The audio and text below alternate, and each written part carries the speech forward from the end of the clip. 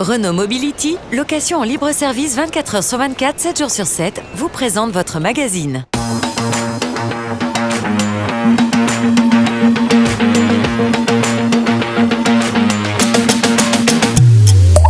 Bonjour à tous, bienvenue dans ce nouveau numéro du Digital JT Agora News Mobility que j'ai le plaisir de vous présenter avec Yves Guita. Bonjour Yves. Bonjour Hervé. Au sommaire aujourd'hui, 4 actualités principales. Tout d'abord Toyota qui veut se muer en grand fournisseur de mobilité. Puis nous reviendrons sur le carburant électrique de plus en plus cher. Et puis nous ferons un point sur les moteurs diesel encore épinglés. Et puis zoom sur le City Airbus, premier taxi volant de l'avionneur européen. Enfin, nous terminerons, comme d'habitude, ce JT par quelques brèves, notamment des GAFAM qui sont en pleine forme, la pollution de l'air qui est néfaste partout et pour tout le monde, on le savait, Internet qui n'échappe pas à la règle et pollue lui aussi, et enfin Huawei qui fait tout pour dire présent dans le véhicule autonome. Alors Yves, le prochain grand fournisseur de mobilité serait donc Toyota. Oui, vendre des services ou solutions de mobilité et non plus seulement des voitures, c'est la grande ambition des constructeurs de véhicules. Beaucoup en parlent, mais peu le font réellement ou s'y préparent. Alors qu'est-ce qui différencierait Toyota des autres ? Alors sur la mobilité, comme sur les hybrides ou les hybrides rechargeables, Toyota a démarré avant tout le monde. Ouais. Et il y a quelques années déjà que l'on voit dans les salons, à côté des voitures, chez Toyota, des engins à 2 ou 3 roues électriques préfigurant les nouveaux moyens de se déplacer. Depuis janvier, Toyota a annoncé à Amsterdam, Kinto. C'est un bouquet de services destiné dans un premier temps aux entreprises et aux collectivités. Ouais. Il s'agit de location de courte durée, de longue durée, d'autopartage, de covoiturage pour les salariés des entreprises ou les habitants d'une collectivité et de la gestion de flotte de véhicules. Et j'ai cru comprendre que c'était une Smart City également. Alors Toyota va bâtir un prototype de ville du futur au pied du mont Fuji dès l'an prochain. Un projet d'urbanisme qui a été présenté tout récemment au CES de Las Vegas. C'est une ville prototype qui va bénéficier d'un écosystème connecté et alimenté par des piles à combustible et à hydrogène. Cette petite ville laboratoire qui s'appelle Wuhan City va héberger à temps plein des résidents, des chercheurs qui pourront y mettre au point et tester en conditions réelles toutes les technologies telles que les solutions autonomes, la robotique, la mobilité individuelle, les maisons intelligentes ou encore l'intelligence artificielle. Concernant les déplacements intra-urbains, donc à l'intérieur de la ville, seuls les véhicules totalement autonomes et sans émissions seront autorisés sur les grandes artères et des navettes autonomes, e-Palette de chez Toyota, qui assureront le transport des personnes, les livraisons et feront aussi office de petites boutiques éphémères. Magnifique. Il ne reste plus qu'un parc d'attractions. Seconde info du jour, le carburant électrique commence sa surchauffe. Et oui, le kilowattheure carburant n'aura pas attendu la prolifération des véhicules électriques et hybrides rechargeables. Un plein d'énergie sur un superchargeur se rapproche aujourd'hui, voire dépasse celui d'un plein d'essence. Alors comment c'est possible ça ? Il y a en France comme en Europe plusieurs réseaux de distribution d'électricité, dont les recharges rapides, qu'on appelle les superchargeurs.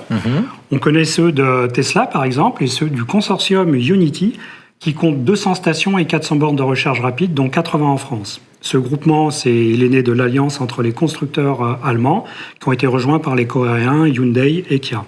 Et alors, du coup ? Eh bien, jusqu'à aujourd'hui, il en coûtait 8 € pour recharger son véhicule électrique chez Unity. Un prix qui était à peu près identique pour tous. Dès la fin du mois de janvier, tenez-vous bien, le tarif augmente de 500%, avec un kilowattheure carburant à 79 centimes d'euros minimum. À ce tarif, on atteint très vite les 60 €. Pour un plein, c'est plus que pour les carburants traditionnels, et c'est même 3 fois plus cher que chez Tesla. Et pour rappel, disons que le kilowattheure domestique est, lui, à 14 centimes d'euros. Oui, par rapport à 60. Troisième actualité aujourd'hui, les moteurs diesel sont encore dans le viseur. Et oui, le bon vieux Rudolf Diesel n'a pas fini de se retourner dans sa tombe. Après l'histoire du Dieselgate, les particules, les oxydes de soufre et les oxydes d'azote, voilà les moteurs diesel qui sont remis en cause. Selon l'organisme Transport et Environnement, les nouveaux diesels, même bardés de filtres, pollueraient 1000 fois plus. Comment c'est possible ça ? C'est au moment de la régénération du filtre à particules. Donc pendant son nettoyage automatique, les diesels polluent jusqu'à 1000 fois plus. Et cette partie du cycle, naturellement, de fonctionnement des moteurs diesel n'est pas prise en compte dans les tests d'homologation actuels. Rappelons qu'en Europe, il y a 45 millions de véhicules diesel avec un filtre à particules qui génèrent donc 1,3 milliard de régénérations par an. Ce sont ainsi 60% des émissions de particules, et surtout des particules fines, les plus nocives, qui ne sont pas prises en compte dans les tests d'homologation des véhicules. C'est dire combien c'est... Dans les tests diesel, les tests on est bien diesel. d'accord. Oui. Et pour finir, Yves, Airbus fait désormais dans le taxi volant. Et oui, le taxi volant City Airbus a effectué son premier vol d'essai le 21 décembre 2019 en Allemagne. Airbus a dévoilé quelques images de son multirotor. Il a volé pendant 5 minutes à 2 mètres au-dessus du sol. Le City Airbus est 100% électrique. Il est équipé de 4 doubles rotors contrarotatifs qui sont alimentés par des batteries. Selon les données du constructeur, la machine de 8 mètres de long et 8 mètres de large sera capable de transporter 4 passagers à 120 km/h.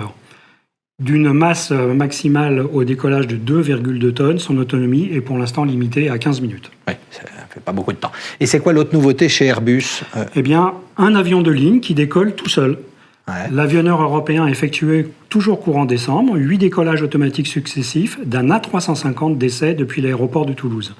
Après s'être aligné sur la piste, l'équipage a activé le pilotage automatique puis a poussé sur la manette des gaz. L'avion s'est mis à accélérer en restant dans l'axe de la piste grâce à un système de reconnaissance d'images comprenant plusieurs caméras embarquées et un logiciel d'analyse de données. Une fois la vitesse de rotation atteinte, le nez de l'avion a commencé à se lever, comme c'est le cas d'ordinaire. Et quelques secondes plus tard, l'Airbus A350 était dans les airs. D'ici à l'été prochain, des essais de roulage et des atterrissages en mode automatique seront également réalisés, toujours grâce à ce système de reconnaissance d'images. Voici maintenant nos brèves de fin de JT. D'abord les GAFAM qui se portent toujours aussi bien. Oui, merci pour eux. Et même si la France, sans attendre un consensus européen, s'apprête à les taxer, les GAFAM, donc Google, Apple, Facebook, Amazon et Microsoft, sont toujours au mieux de leur forme. Microsoft, qui est la moins performante des 5, et tout est relatif, a tout de même dégagé un chiffre d'affaires de 10 milliards de dollars, soit 2 fois plus qu'en 2008. C'est bien. La plus forte croissance est signée, elle, par Facebook. Quant à Alphabet, la maison mère de Google, elle vient d'annoncer avoir franchi la barre des 1000 milliards de dollars de capitalisation boursière. Waouh. Des chiffres encore, mais plus graves cette fois-ci. Oui, avec un titre accrocheur qui fait froid dans le dos. Selon l'OMS, l'Organisation mondiale de la santé, 91% de la population mondiale vivrait dans des endroits où les normes en termes de qualité de l'air ne sont pas respectées. Pour la seule année 2016, on estime à 4,2 millions le nombre de décès prématurés provoqués par la pollution ambiante dans les zones urbaines, périurbaines, même en ruralité. Wow. Enfin, 91% de ces décès prématurés sont survenus dans des pays à faible revenu ou revenus intermédiaires, le plus grand nombre étant enregistré dans les régions de l'Asie du Sud-Est et du Pacifique occidental. Troisième brève aujourd'hui, en matière de pollution, Internet ne fait pas mieux. Non, car si Internet était un pays, ce serait le 6e consommateur d'énergie et le 7e émetteur de CO2. Ainsi, envoyer un email avec une pièce jointe consomme autant qu'une ampoule électrique pendant 24 heures. Le numérique représente aujourd'hui 2% des émissions de gaz à effet de serre.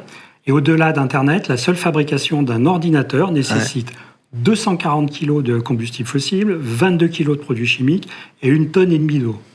Des chiffres qui poussent certains, dont Apple, à s'alimenter à 100% en énergie renouvelable pour son siège et ses data centers pour l'instant. D'autres, comme Facebook, Google ou Microsoft, ont décidé de lui emboîter le pas, et c'est tant mieux. Oui, carrément. Dernière brève aujourd'hui, Huawei ferait des pieds et des mains pour être présent sur le marché du véhicule autonome. Alors en effet, d'après les déclarations de son actuel président, Huawei souhaiterait se tourner vers une collaboration avec les constructeurs de voitures autonomes qu'il considère être comme l'avenir de l'industrie. Pour l'instant, Huawei utilise son expertise en 5G avec SAIC Motor, qui est le premier constructeur chinois de véhicules qui est basé à Shanghai, et surtout China Mobile, qui est le premier opérateur mondial, avec 800 millions d'abonnés tout de même, pour construire des véhicules connectés, prenant en charge des fonctions de conduite assistée, des intégrations vocales intelligentes et des fonctions d'appel vidéo intégrées. Et quand on voit ce qui a été présenté au dernier CES de Las Vegas, la voiture connectée est vraiment lancée sur de bons rails, si je puis dire.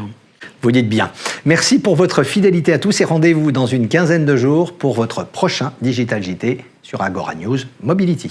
Renault Mobility, location en libre service 24 h sur 24, 7 jours sur 7, vous a présenté votre magazine.